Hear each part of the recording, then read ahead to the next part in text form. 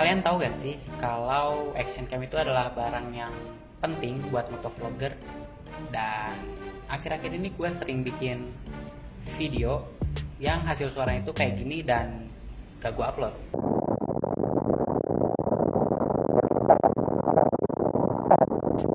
Kalian pikirin deh, nyaman gak sih nonton video yang suaranya itu kayak gitu? Ya pasti tidak dong. Jadi action cam yang biasa gue pakai itu mereknya Casofil 50 Pro dan ada masalah di bagian sound drive-nya yang akhirnya kalau gue bikin video hasilnya kayak tadi. Gue tegaskan lagi, itu bukan karena kamera bawahannya, tetapi ada masalah di bagian sound drive-nya. Yap, betul sekali Pak, mungkin itu adalah hasil dari pemakaian gue yang kurang baik merawatnya. Nah, alhasil gue harus ganti atau ya bisa dibilang sedikit upgrade lah. Dan sekarang ini adalah action cam gue.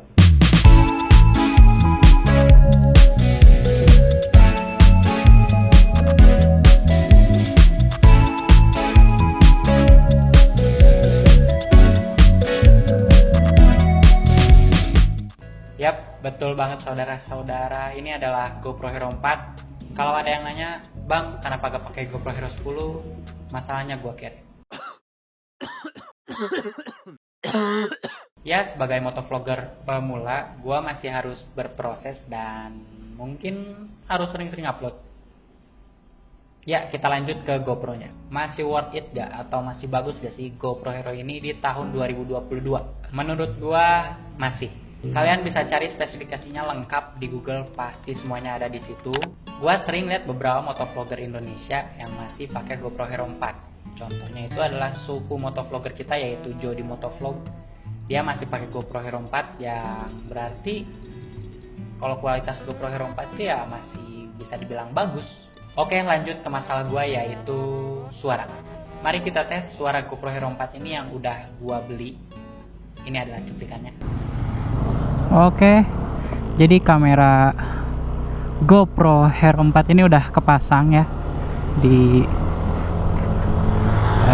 helm gua.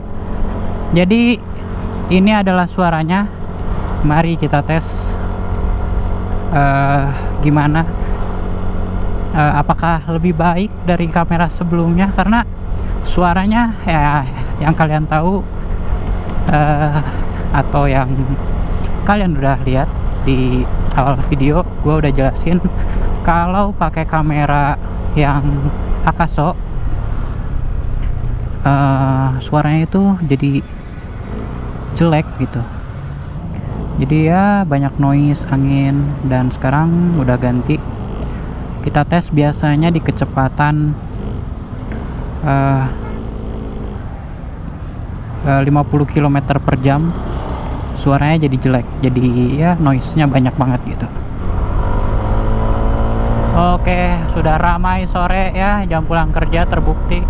Oke, 60 68, biasanya segini udah gak kedenger apa-apa.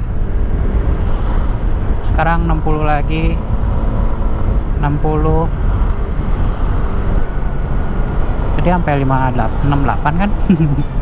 Ya, kalian bisa denger kalau suara GoPro Hero 4 itu lebih bagus daripada action cam gue yang sebelumnya. Dan dengan kualitas yang seperti itu, bisa dibilang suara itu masih bagus, jelas buat didengar, dan jernih banget. Oke, pertanyaan yang kedua, bagaimana dengan low light-nya? Gue sempat bikin motovlog sama kakak gue. Kita naik ride biasa, seperti biasa kita ke Lembang, dan kalian bisa nilai sendiri bagaimana kualitas low light-nya. Dan ini adalah kualitas low light GoPro Hero 4. Soalnya kalau besok nggak bisa ngevlog. Kemana gitu? Udah rapat sama parlemen Zimbabwe. Ngapain? Buka dulu lah. Maestro. Tiris, oi. Bensin Berapa strip? 1. Gua 2. T di bawah, isi dulu ah.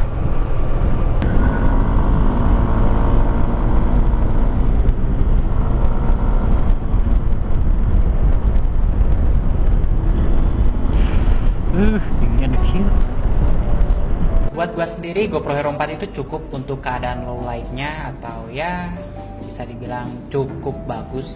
Maksud gue cukup bagus itu di keadaan ya di dalam perkotaan, masih banyak cahaya, nggak kayak ke hutan kosong gitu. Soalnya ya GoPro Hero 4 ini low light-nya masih butuh cahaya lah. Oke, selanjutnya sekarang apa kelebihan dan kekurangan GoPro Hero 4?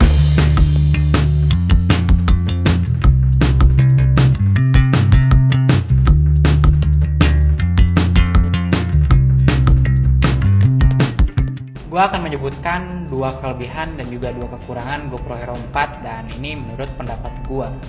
Ya mungkin kalian bisa gak sependapat dengan gue. Oke, mari kita lanjut. Pertama-tama mari kita bahas kekurangannya. Yang pertama ini adalah teknologi yang minim. Kenapa teknologi yang minim? Karena GoPro udah ngeluarin banyak seri action cam, yaitu mulai dari GoPro Hero 5, GoPro Hero 6, 7, 8, 9, sampai yang terakhir ini yang 10. Dan GoPro juga udah ngeluarin GoPro Max, yaitu GoPro yang bisa 360 derajat. Dan untuk sekarang menurut gua teknologinya itu udah minim banget karena cukup tertinggal dari GoPro yang lainnya. Yang kedua, tidak adanya hypersmooth. Menurut gua hypersmooth ini cukup penting. Kenapa cukup penting? Karena hypersmooth itu berpengaruh kepada kenyamanan penonton atau saat kita menonton video. Kalau kalian gak tahu hypersmooth itu apa, hypersmooth adalah stabilizer yang ada di dalam action cam GoPro.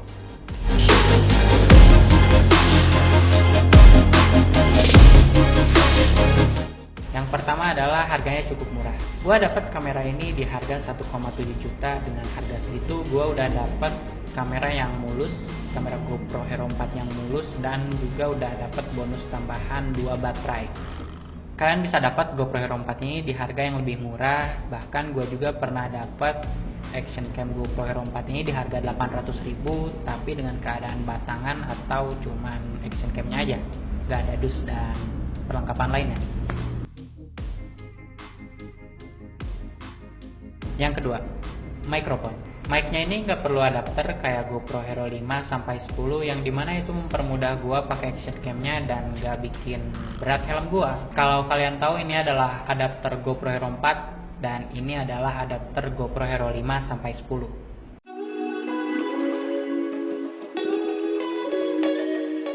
Jadi gimana kesimpulannya? Ya menurut gua GoPro Hero 4 ini masih worth it untuk motovlogger sekelas gua yang dimana bisa dibilang pemula. Dan menurut gua cukup puas dengan hasil rekamannya, suaranya, dan juga low light-nya, dimana itu bisa membantu gua untuk bikin video, dan mungkin bisa dibilang gua juga bakal lebih sering-sering upload karena ya gua cukup senang dengan hasilnya.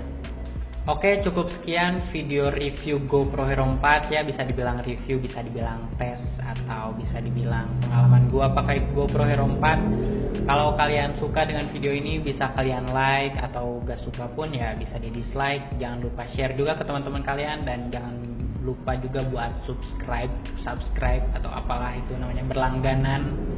Ya sekian dan thank you.